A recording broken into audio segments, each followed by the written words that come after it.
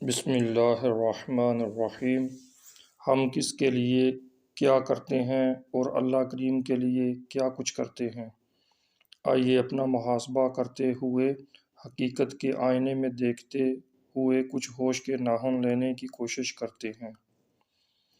ہماری فیکٹری میں ہم المونیم کے دروازے، کھڑکیاں وغیرہ بناتے ہیں۔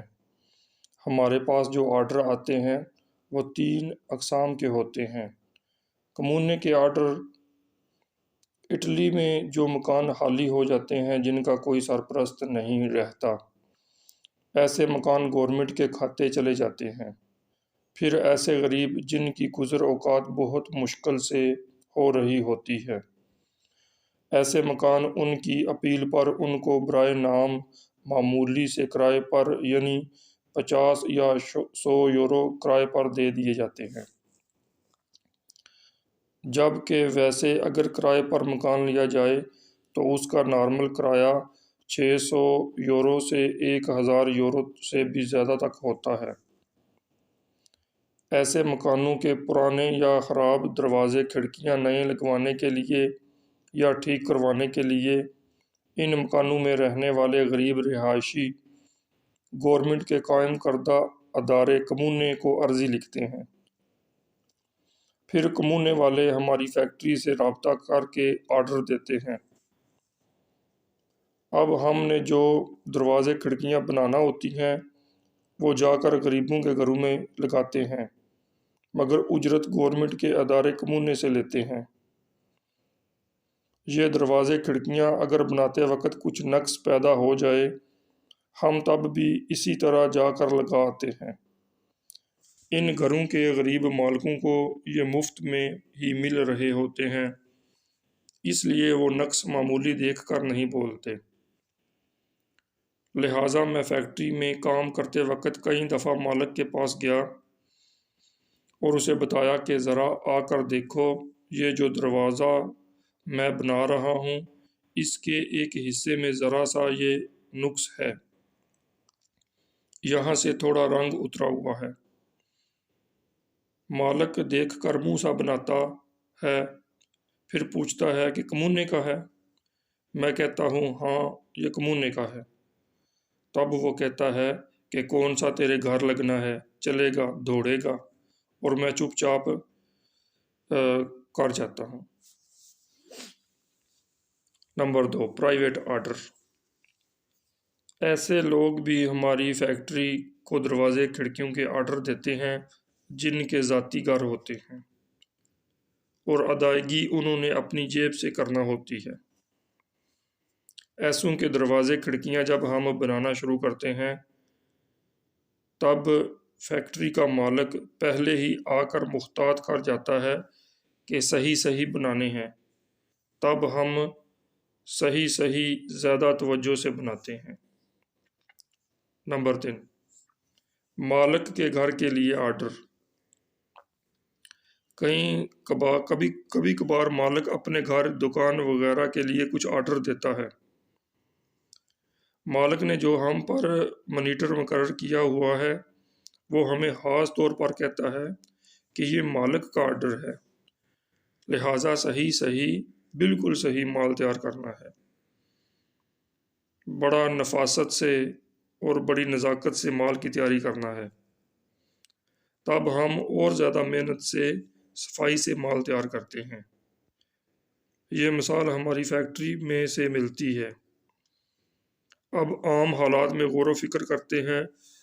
آئیے یہاں بھی 3 اقسام ہیں۔ نمبر 1، ریڑھی والا کھانا۔ ریڑھی والا اگر قیمہ بناتا ہے تو بازار سے سستا زیادہ چربی والا قیمہ لاتا ہے، اس میں سستا گھی، گھٹیا قسم کا گھی ڈالتا ہے، اور اسی طرح صفائی کا بھی خاص خیال نہیں رکھتا۔ عوام وہاں سے روٹی قیمہ کھا کر، پلاسٹک کے گلاس سے پانی پی کر ادائیگی کر کے نکل رہی ہوتی ہے۔ ریڑھی والے کی یہ دکان داری ہوتی ہے اور بھوکے مسافروں کی پیٹ بھرنا مجبوری ہوتی ہے۔ نمبر 2، گھر کا کھانا۔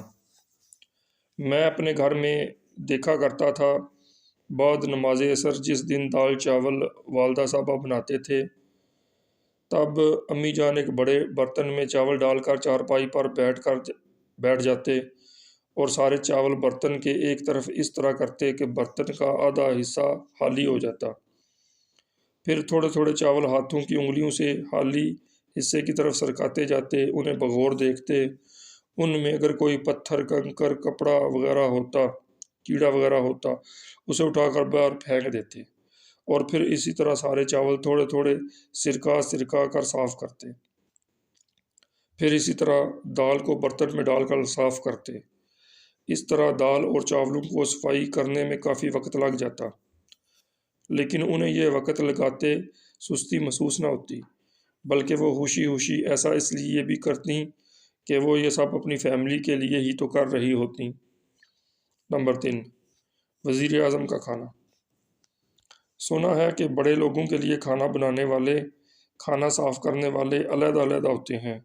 پھر جب مکمل صفائی کے بعد کھانا پک جاتا ہے، اسے فیملی ڈاکٹر چیک کرتا ہے، اور یہ کھانا بنایا بھی ڈاکٹر کی تجویز سے جاتا ہے۔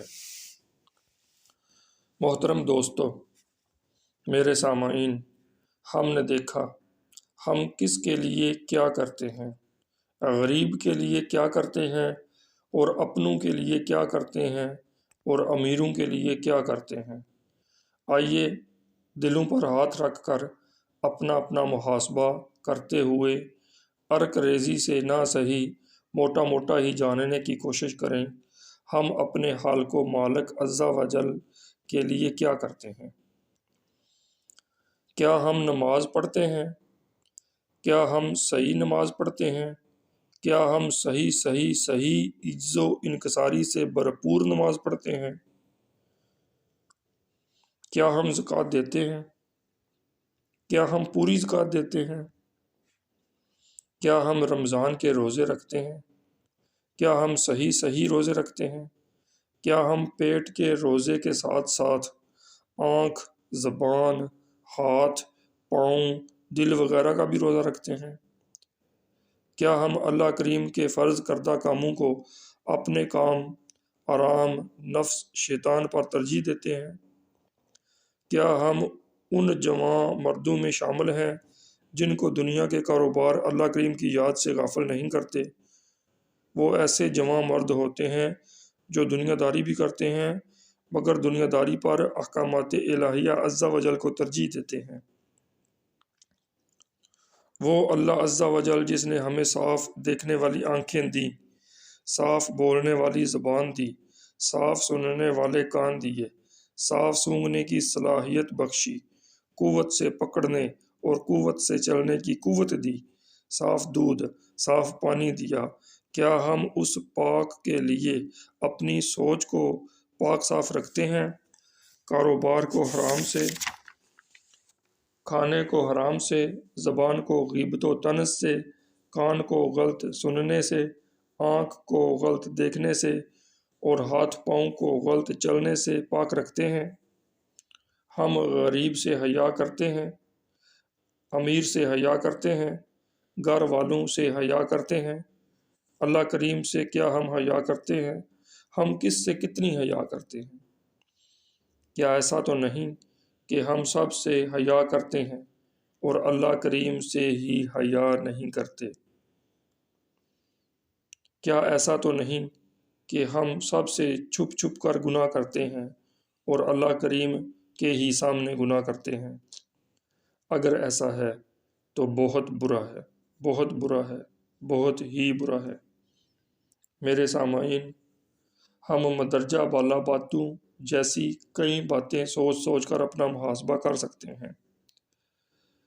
دوستو، ہم دیکھتے ہیں جب ایک ملازم مقررہ اوقات والی فیکٹری میں کام کرنے سائیکل پر جا رہا ہوتا ہے، اسے اچانک خیال آتا ہے، وہ گھڑی کی طرف غور کرتا ہے، فیکٹری میں داخل ہونے کا وقت ختم ہونے میں صرف 5 منٹ رہ گئے ہیں اور وہ 7 منٹ کی مسافت پر ہے۔